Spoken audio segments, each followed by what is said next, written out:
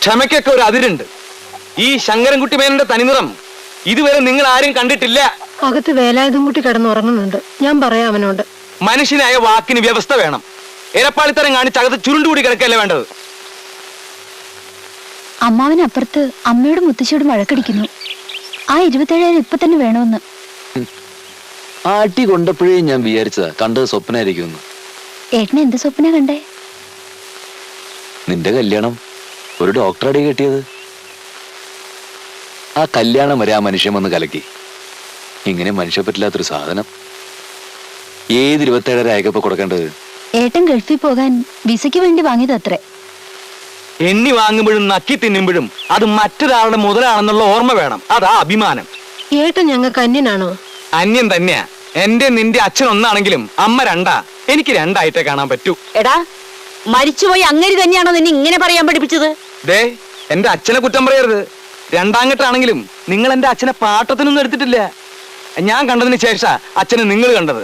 ആ സീനിയോറിറ്റി എന്തായാലും എനിക്കുണ്ട്. എന്ത് റേറ്റി? ഈ തള്ളക്ക് ഇംഗ്ലീഷ് പറഞ്ഞാൽ മനസ്സിലാവില്ലെന്നുണ്ടോ? അവൻ ഗൾഫിൽ പോകാൻ പണം വാങ്ങിയത് നേരാ. വിസ തരാമെന്ന് പറഞ്ഞവൻ മുങ്ങി. അത് അവന്റെ കുറ്റാണോ? ആരുടെ കുറ്റായാലും വാങ്ങിയത് മുഴുവൻ എനിക്ക് പലിശ അടക്കം ഇപ്പൊ കിട്ടണം. അമ്മാവനെന്ന് നിൽക്കുന്നത് ഇരിക്കല്ലോ. വേണ്ട, നീ എന്നെ ഇരുത്തണ്ട. വാങ്ങിയ പണം അന്തസ്സായിട്ട് തിരിച്ചു തന്നാ മതി. ഞാൻ പോയിക്കൊള്ളാം.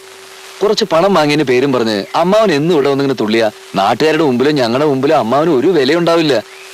അമ്മാവനൊരു അന്തസ്സേട് വരുന്നത് മരുമകനായ എനിക്കും കുറച്ചില്ല. ഒന്നുമില്ലെങ്കിലും അമ്മണിയെങ്കിലും ഞാൻ ഓർക്കണ്ടേ. ദേ ഒറ്റ തൊഴി. അത്രയ്ക്ക് ഉശിരുണ്ടെങ്കിൽ നീ എന്റെ കുട്ടി ഒന്ന് തൊടിക്കണം ശങ്കര. മുത്തശ്ശി, അമ്മാവൻ തൊഴിക്കട്ടെ.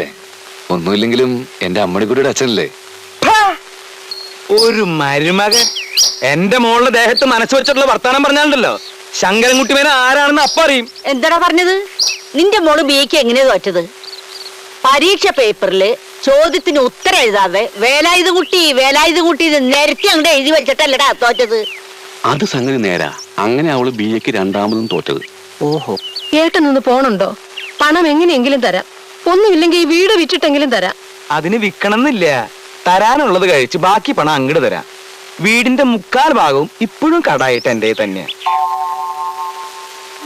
അത് പലിശയും തീർത്ത് ഇങ്ങോട്ട് തരുന്നു, അതോ ബാക്കിയുള്ളത് അങ്ങോട്ട് വാങ്ങി ഇവിടുന്ന് ഒഴിഞ്ഞു തരുന്നു?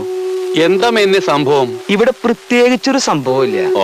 താൻ നാളെ മുതൽ ഇവിടെ ചെത്താൻ വരണ്ട. ഈ വീടും പുരയോടും ഇനി എന്റെ കസ്റ്റഡിയില. അത് തന്നെ സംഭവം.